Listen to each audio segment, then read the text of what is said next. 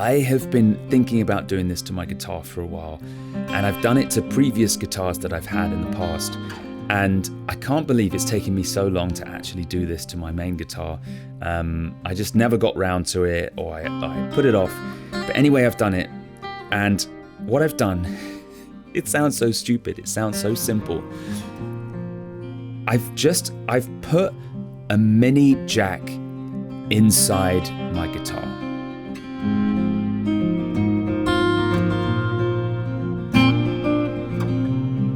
And I've not just put a mini jack inside my guitar for no reason, that would be pointless. The mini jack is then connected to my end pin jack.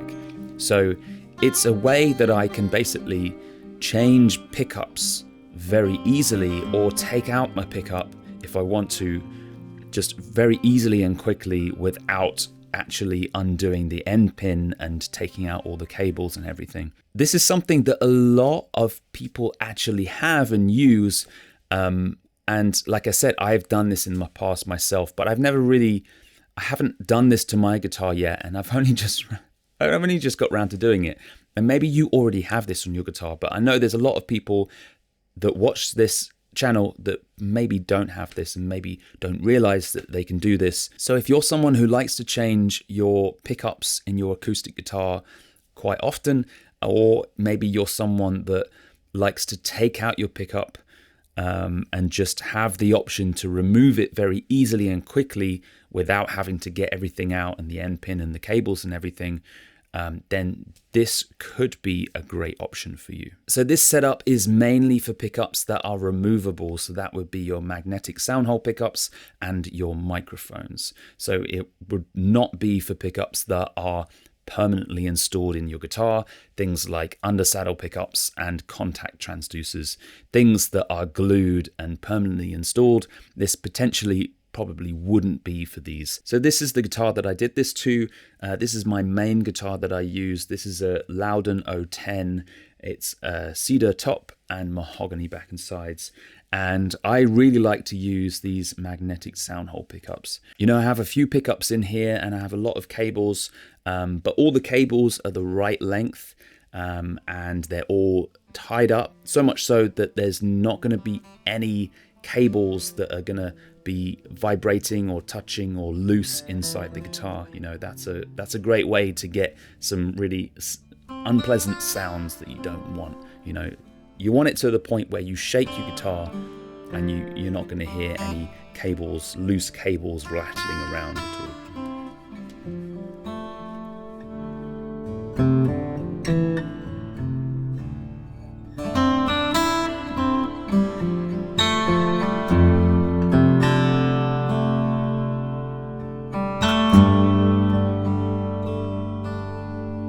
So the first thing I did was I bought the jack connections. So I bought like the male connections and then the female connections. And I actually went for stereo, and I'm going to talk about why I did that in a second. But I just bought a load of them, you know, because it's actually, I found them on Amazon. I'll put the links for these in the description down below. Because it was just cheaper to buy a load of them, you know, and I thought, well, if I make mistakes, you know, maybe I want to apply this to multiple guitars or whatever, it's just good to have spare connections. So I bought a load of them. So your average guitar pickup is mono. So that would consist of just one cable that carries the signal and then another cable which is the ground or shield. You always have a ground which you just connect to the ground connection or shield, however you want to call it, on your connector.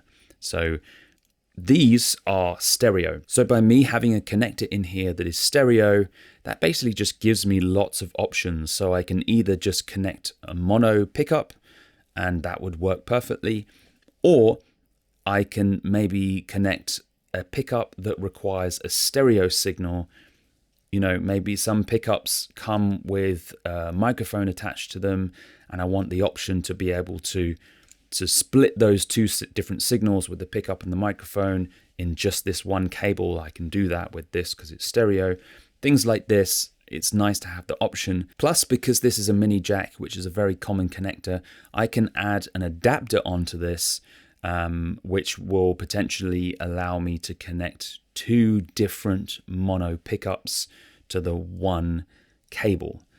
So I can still have a stereo cable coming out of my guitar, but then if I want to add 2 completely different pickups, then I can do that. You do need to be careful though when combining pickups. If you're using a stereo setup and you're combining 2 completely different pickups, you can get unwanted noise because of this. I came across this. I was trying to combine my magnetic Soundhole pickup with my contact transducer, which is just like a contact. It's the K&K Pure Mini pickup.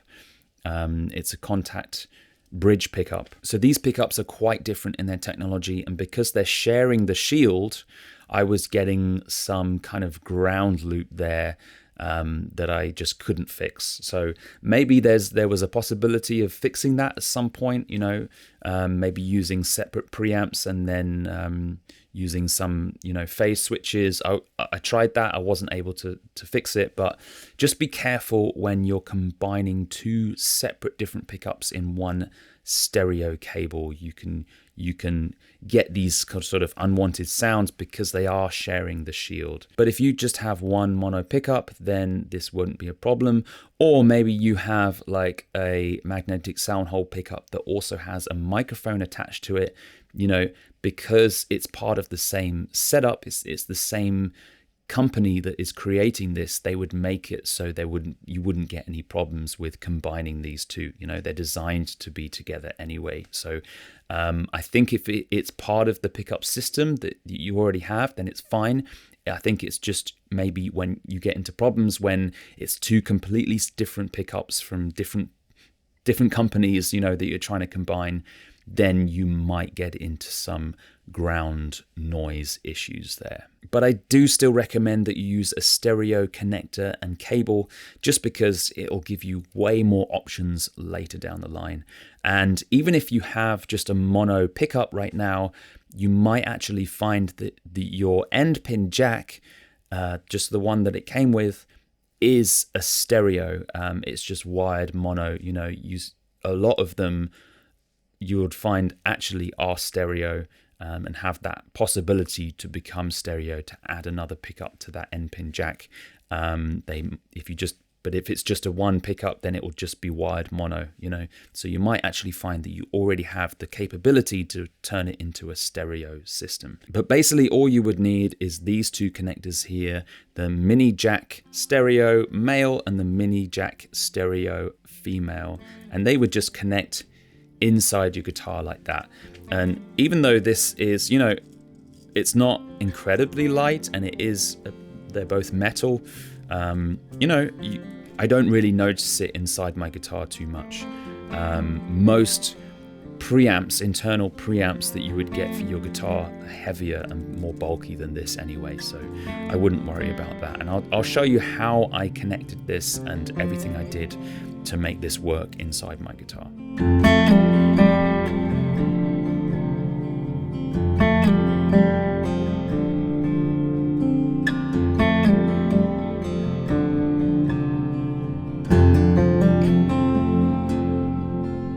So this video is not necessarily a tutorial on how to do soldering itself. There's plenty of tutorials out there on YouTube already, but I have developed a few sort of tips that I can suggest when doing soldering, especially if you're just starting out with it.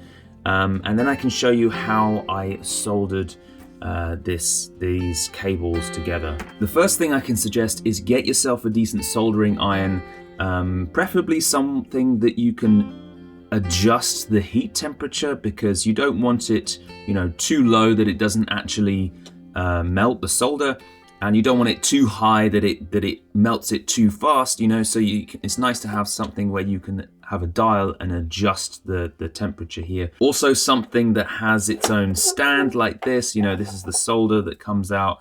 I just found this on Amazon. I'll link this down below. It's okay, it's not the best. Obviously, the more you spend, the better quality it is, and the better quality the soldering iron, then I think the easier it's going to be and the less messy it's going to be. So, as much as you can afford, spend that on the soldering iron itself. The second thing I can suggest is a decent wire stripper. I spent way too many years just using a normal kind of wire cutters and not wire strippers.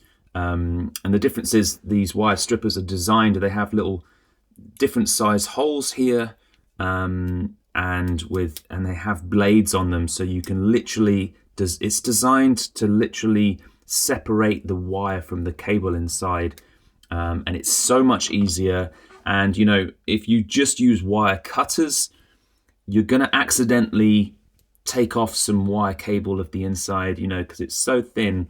You can easily do that, and then obviously you're not going to get a strong signal and stuff like this. So just they're not expensive. Do yourself a favor and get yourself a pair of wire strippers. The next thing is flux paste, and this is just a paste that you put on like either the wire or the solder itself, and this it basically distributes the solder as soon as you put the solder onto the flux paste. It distributes it all over the metal or the wire or the cable that you want to be soldering at the time, which just really helps in getting a very quick and easy and clean connection. And the last thing I would recommend is getting these tubing. You can get them like this, and they come in different sizes, and you can basically put them over the wire that you've just soldered, and then you apply a bit of heat using the soldering iron, and they basically shrink, like shrink wrapping the cable, the exposed cable that you've just soldered, so you have no chance of it touching anything else. Because what you don't want is something like this. I don't know if you can see that. You don't want like exposed wire touching the outer sleeve or something like this, something that's metal, and then causing hum. And so what you're doing is very, very simple. You have these two connections because you've got a stereo cable. You're going to need to get yourself a stereo cable as well. You've got the two separate signals, right? And then you have the ground or shield. And I have like an old plug here that I can demonstrate that on. So we have, I don't know if you can see that. Maybe I'll do some other shots of this closer up so you can see what's going on. We have like a green and then a red. It doesn't matter which one you go for, whether you go for the tip or ring, but basically there's a one of them is the tip, and then the other one is the ring signal. So there's two signals. You just make sure you know which one is which when it comes to the other side when soldering the end pin jack, and then the third one is obviously that exposed wire. It's usually exposed, is the ground, is the shield. So that's always connected to this outer one here. As I say, there's more tutorials out there how to connect. This is not necessarily a tutorial how to do the soldering itself, or how to wire up a stereo cable. It's pretty simple, it's pretty basic. This is more just me demonstrating and showing you kind of what I've done and how I did it a little bit, and maybe it sparks an idea with you.